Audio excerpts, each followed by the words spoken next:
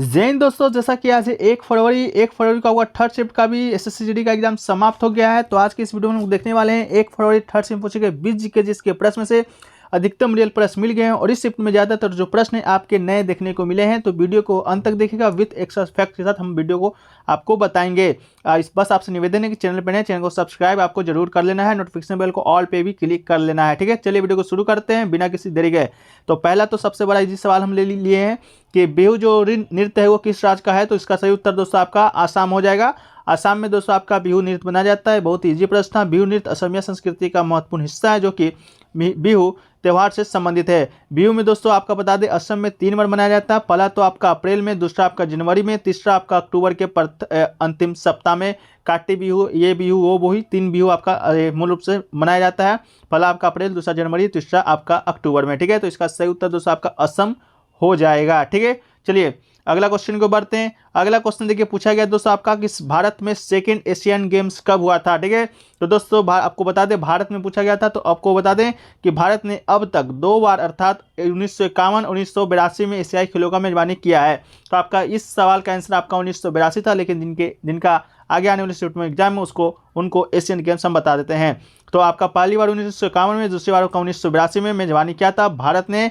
इसके अलावा दोस्तों बता दें कि एशियाई खेल को एशियाड के नाम से भी जाना जाता है। ठीक है, इसके अलावा बता दें कि ये संपूर्ण एशिया के एथलीटों के बीच प्रत्येक 4 वर्षों में आयोजित एक महाद्वीपीय बहु खेल कार्यक्रम है। इसमें दोस्तों सिर्फ एशिया के जितने भी देश होते हैं वही पार्टिसिपेट लेते हैं। इसके अलावा खेलों का जो आयोजन है एशियाई ओलंपिक परिषद OCA के द्वारा किया जाता है।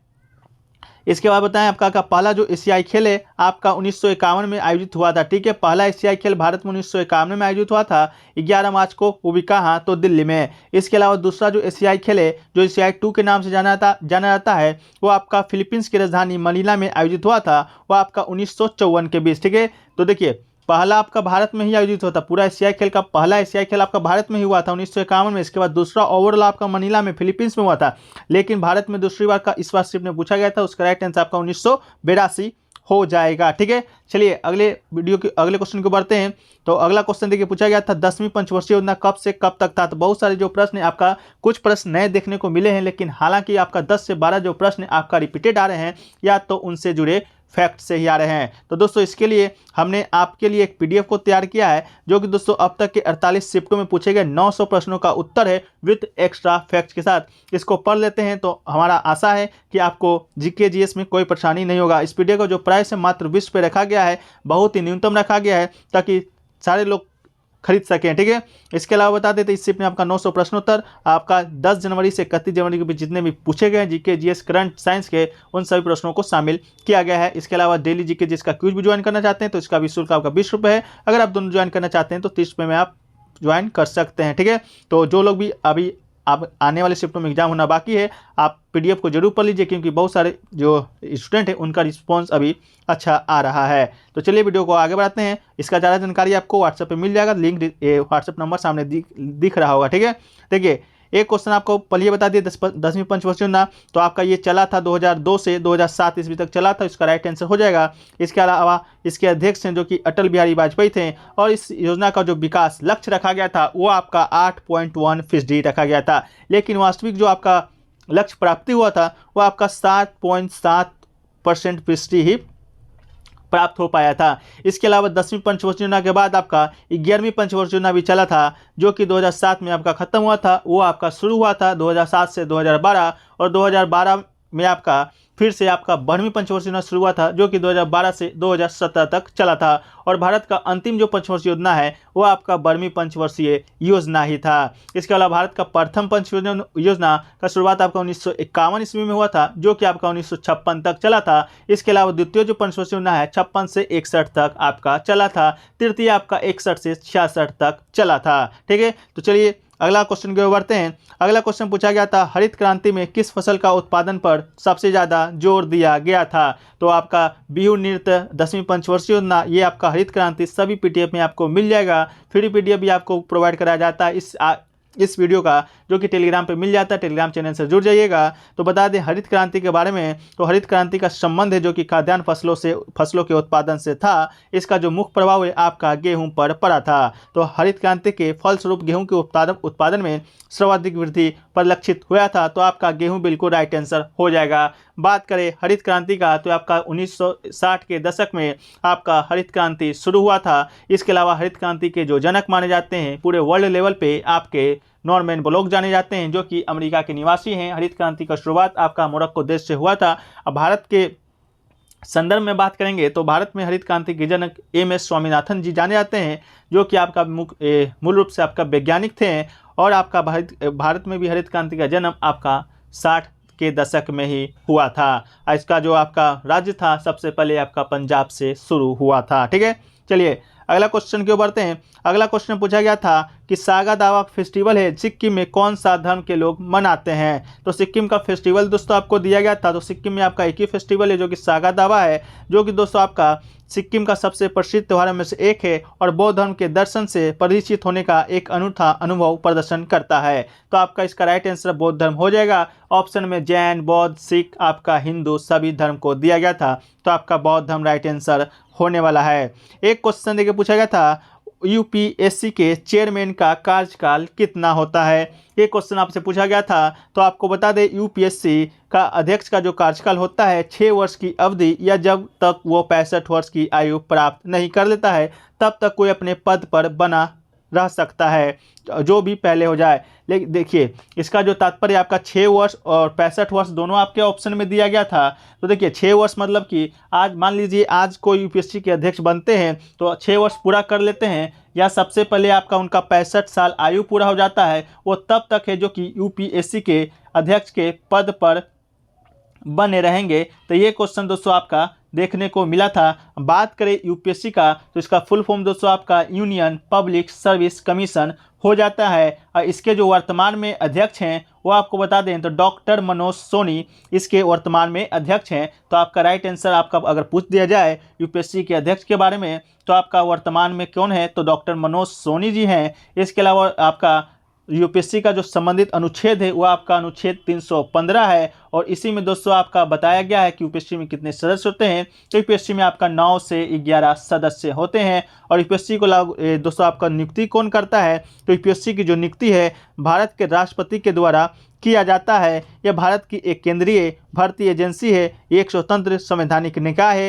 यूपीएससी की संरचना, नियुक्ति, शक्ति और कार्यकाल अनुच्छेद 15 से अनुच्छेद 23 में उल्लेखित है। इसके अलावा बात करें एसपीएससी का, ये तो यूपीएससी दोस्तों आपका केंद्र लेवल का हो गया, लेकिन एसपीएससी जो कि राज्य सेवा आयोग होता है इसका फुल फॉर्म, इसका अध्यक्ष का भी कार्यकाल आपका 6 वर्ष, तब तक वो 62 वर्ष पूरा प्राप्त नहीं कर लेता है। तो एसपीएससी का आपका 662 है, यूपीएससी का आपका 665 है। ठीक है, चलिए अगला क्वेश्चन की ओर बढ़ते हैं। अगला क्वेश्चन देखिए दोस्तों पूछा गया था आपका कि टीकाकरण अभियान मिशन इंद्रधनुष के अंतिम चरण में कितने साल के बच्चों के लिए था। ठीक है, ये प्रश्न आपसे पूछा गया था। तो दोस्तों ये प्रश्न आपका पूरा लैंग्वेज जो सही है आपका सही नहीं है, इस कारण इसका जो आंसर है मुझे प्राप्त नहीं हो सका है। ठीक है, तो अगर आप लोग को मालूम होगा, जो लोग भी एग्जाम देकर आ रहे हैं, तो आप लोग जरूर कमेंट सेक्शन में बताइएगा इसका जो आपका क्या सही लैंग्वेज क्वेश्चन का था, और इसका आंसर भी होगा मालूम तो आप जरूर बताने का प्रयास कीजिएगा। बात कर लेते हैं मिशन इंद्रधनुष के बारे में। तो ये दोस्तों आपका प्रधानमंत्री के द्वारा चलाया गया योजना आपका दीपिथिलिया, काली खांसी, टेटनेस, पोलियो, टीबी, क्षयरोग, खसरा, हेपेटाइटिस बी रोगों की पहचान के टीकाकरण के लिए किया गया था। ठीक है, इसके अलावा कौन सा मिशन इंद्रधनुष आपका आया था वो आप लोग कमेंट सेक्शन में है जो कि जरूर बता दीजिएगा। चलिए एक क्वेश्चन देखिए दोस्तों आपसे पूछा गया था जीएनपी का फुल फॉर्म आपसे पूछा गया था कि जीएनपी का फुल फॉर्म क्या होगा। ठीक है, तो जीएनपी का फुल फॉर्म दोस्तों आपको बता दें तो ग्रोस नेशनल प्रोडक्ट, इसका राइट आंसर आपका हो जाएगा। ग्रोस नेशनल प्रोडक्ट दोस्तों आपका इसका राइट आंसर आपका हो जाएगा। इसके अलावा बात करें सकल राष्ट्रीय उत्पाद। ठीक है, सकल राष्ट्रीय उत्पाद आपका इसका फुल फॉर्म होता है हिंदी में, अर्थात एक निश्चित अवधि के दौरान किसी देश या अन्य राज्य अवस्था के उत्पादन कारकों के उत्पादित सभी वस्तुएं और सेवाओं को कुल बाजार मूल्य से मूल्यह्रास घटने पर शुद्ध राष्ट्रीय उत्पाद प्राप्त होता है। इसके अलावा एनएनपी का फुल फॉर्म भी पूछ दिया जाए तो आपका नेट नेशनल प्रोडक्ट इसका राइट आंसर आपका हो जाएगा। एक क्वेश्चन देखिए दोस्तों, आपका IFDI का वर्तमान कोई अध्यक्ष आपसे पूछा गया था, लेकिन स्टूडेंट मैंने 3-4 स्टूडेंट से बात किया, लेकिन इसका सही लैंग्वेज आप कोई भी स्टूडेंट बताने में जो कि आपका असमर्थ रहे हैं। ठीक है, तो आपका ये क्या आया था, इसका आप लोग जरूर बताइएगा, जो लोग भी एग्जाम देकर निकले हैं या जो लोग भी एग्जाम देकर वीडियो को देख रहे हैं। ठीक है, कि कौन सा अध्यक्ष आपसे पूछा गया था। ठीक है, लेकिन इतना तो कन्फर्म है कि कोई दोस्तों आपका बैंक से ही रिलेटेड ये आपका पूछा गया था। ठीक है, अगला क्वेश्चन देखिए, पूछा गया है दोस्तों आपका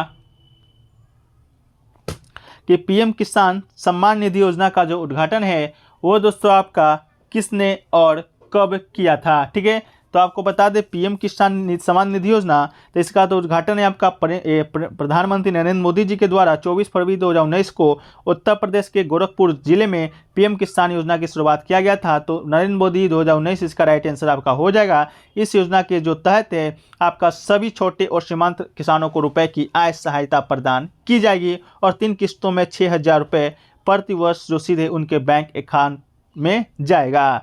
एक क्वेश्चन देखिए पूछा गया था कि हर्षवर्धन और पुलकेशिन द्वितीय के जो बीच युद्ध है वो आपका किस नदी पर हुआ था।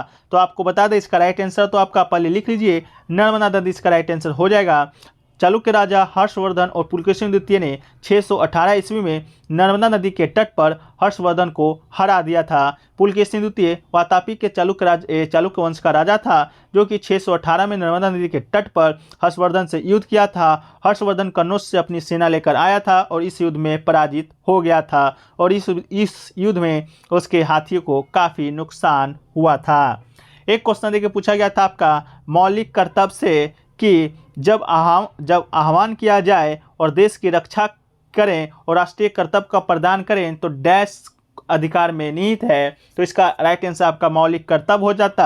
आपको मालूम होगा वर्तमान में आपके मौलिक कर्तव्य की बात करें तो 11 है, जो कि आपका 42वां संविधान संशोधन 1976 के माध्यम से आपको संविधान में जोड़ा गया था। जब जोड़ा गया था तो 10 था, लेकिन वर्तमान में आपका 11 है, जो कि 2002 में 66वां संविधान संशोधन के तहत जोड़ा गया था। आपका मौलिक कर्तव्य आपका सरदार स्वर्ण सिंह समिति के सिफारिश पर जोड़ा गया है। तो अभी के इस वीडियो में हम लोग 11 मौलिक कर्तव्य को देखेंगे कि आपके कौन कौन से मौलिक कर्तव्य है, क्योंकि हर शिफ्ट में आपका यहाँ से एक प्रश्न आपका देखने को मिल रहा है कि ये डैश ये कौन सा अधिकार ये कौन सा निहित है, इस प्रकार का प्रश्न। तो पहला आपका है संविधान का पालन करते हुए राष्ट्रीय ध्वज और राष्ट्रगान का सम्मान करना, यह हमारा मौलिक कर्तव्य है। ये भी क्वेश्चन आपसे पूछा जा चुका है।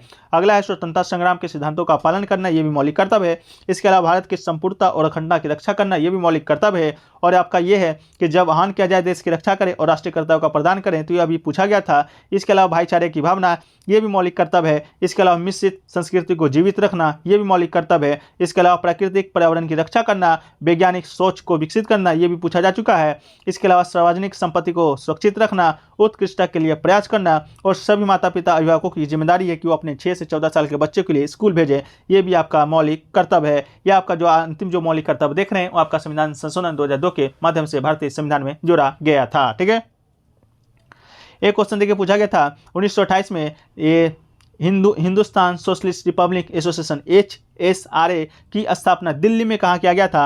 आपके ऑप्शन में फिरोज शाह कोटला, मुगल गार्डन, इस प्रकार करके लाल किला दिया गया था। तो बात करें Hindustan socialist Republic association HSRA की स्थापना 1928 में दिल्ली के फिरोज शाह कोटला मैदान में आपका हुआ था। तो फिरोज शाह कोटला मैदान का राइट आंसर हो जाएगा। इसके अलावा कौन कौन किए थे, तो चंद्रशेखर आजाद, भगत सिंह और सुखदेव थापा ने किए थे। और इस पार्टी का जो पुराना नाम है हिंदुस्तान रिपब्लिक एसोसिएशन था, जो कि स्थापना 1914 में आपका कानपुर में हुआ था। उसी का नया नाम बदल के हिंदुस्तान रिपब्लिक एसोसिएशन आपका कर दिया गया था। ठीक है, इसके अलावा 1922 में महात्मा गांधी जी ने असहयोग आंदोलन को वापस ले लिया था। उसके बाद ही आपका हिंदुस्तान सोशलिस्ट एसोसिएशन और रिपब्लिक एसोसिएशन की स्थापना है, जो कि किया गया था। तो ये सभी जो क्वेश्चन है आपके आज थर्ड शिफ्ट में पूछे गए थे।